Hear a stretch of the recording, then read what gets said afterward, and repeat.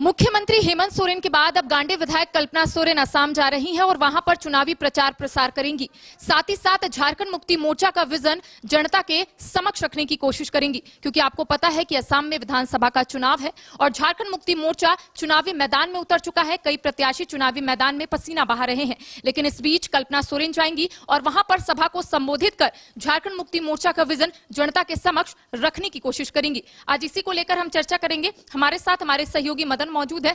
मदन से बातचीत करते हैं कि पहले मुख्यमंत्री हेमंत सोरेन, अब कल्पना सोरेन चुनावी प्रचार प्रसार करेंगी। क्या लगता है कितना इंपैक्ट होगा उनके जाने से?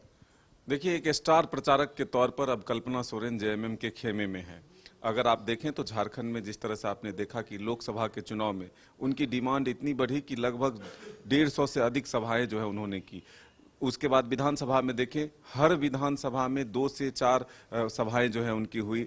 तो जिस तरह से उनका भाषण सुनने के लिए या फिर उनके विजन को जानने के लिए लोग उत्सुक थे, तो अब उसी फॉर्मूले को और उसी क्रेज को असम की जनता के बीच भी ले जाने की कोशिश जेएमएम ने की है। और कल्पना सोरेन सीधे अब आज से असम दौरे पर रहेंगी और वो चुनाव प्रचार में शामिल होंगी।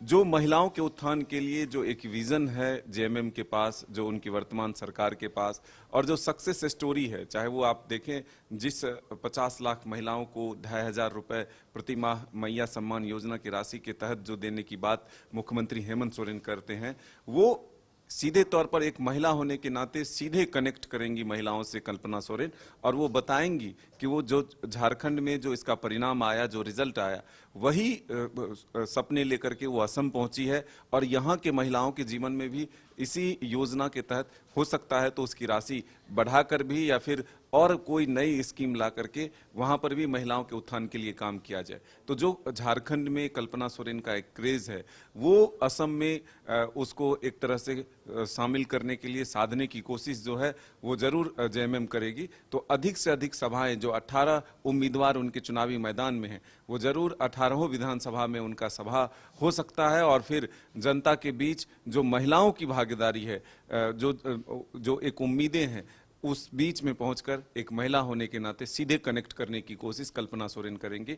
तो अब देखना होगा कि झारखंड में जिस तरह से हेमंता ने चुनाव प्रचार अभियान की कमान संभाली, तो सीधे तौर पर मुख्यमंत्री हेमंत सोरेन भी असम पहुंचकर उनसे बदला लेने के लिए रणनीति बनाने में जुटे हैं। अब हेमंत सोरेन के साथ देने के लिए कल्पना सोरेन भी असम पहुंच रही है। अच्छा, जब मुख्यमंत्री हेमंत सोरेन जेल जाने वाले थे या फिर सरकार के ऊपर जो संकट मंडरा रहा था, उस वक्त कल्पना सोरेन राजनीति में एंट्री ली थी। उस वक्त से आज तक कल्पना सोरेन को सभी लोग यही कहते हैं कि वो एक सशक्त नेत्री है। तो क्या लगता है, जो झारखंड में लोग मानते हैं और अब असम जा रही हैं, तो क्या सिर्फ महिलाओं की बात करेंगी या फिर जिस तरह से वो झारखंड की बात करती है वैसा वो असम की भी बात करेंगी? नहीं, देखिए, वो तो एक विजन है। आप महिला होने के नाते पहले वो प्रायोरिटी महिलाओं को देंगी, लेकिन अपना विजन जो उनके पास है किसी स्टेट में डेवलपमेंट का या फिर जो वहाँ पर क्षेत्रीय जो परेशानियां हैं, जो समस्याएं हैं, उसको लेकर के भी उनका अपना एक विजन होगा जो वो जनता के बीच रखने की कोशिश कर। और नेता यही करते हैं कि एक हॉलिस्टिक प्रोग्राम लेकर चलते हैं कि भाई यहाँ अगर हम पहुँच रहे हैं तो वहाँ की सबसे बड़ी समस्या क्या है, उसको हम पहले जनता के बीच रखें। फिर हम वहाँ जो बड़ी आबादी एक महिलाओं की होती है उसको वो कनेक्ट करने की कोशिश करेंगे, और फिर जो विरोधी सामने होते हैं उस पर वो अटैक करते हैं। तो ये एक जो फॉर्मूला है वो तो जरूर अप्लाई करेंगे। लेकिन ये देखिए कि ये जो कहा जाता है कि आपदा में एक अवसर जो है मिलता है लोगों को, तो सीधे तौर पर लोग बोलते हैं कि अगर मुख्यमंत्री हेमंत सोरेन को जेल नहीं भेजा जाता तो इस तरह का प्रखरता के साथ जो कल्पना सोरेन ने अपना एक छाप छोड़ा है वो सामने नहीं आ पाता। तो अब एक स्टार प्रचारक के तौर पर एक डिमांड जो है उनका बढ़ा है, वो असम में से भी आया और असम वो चुनाव प्रचार में शामिल होने के लिए आज वो पहुंच रही हैं।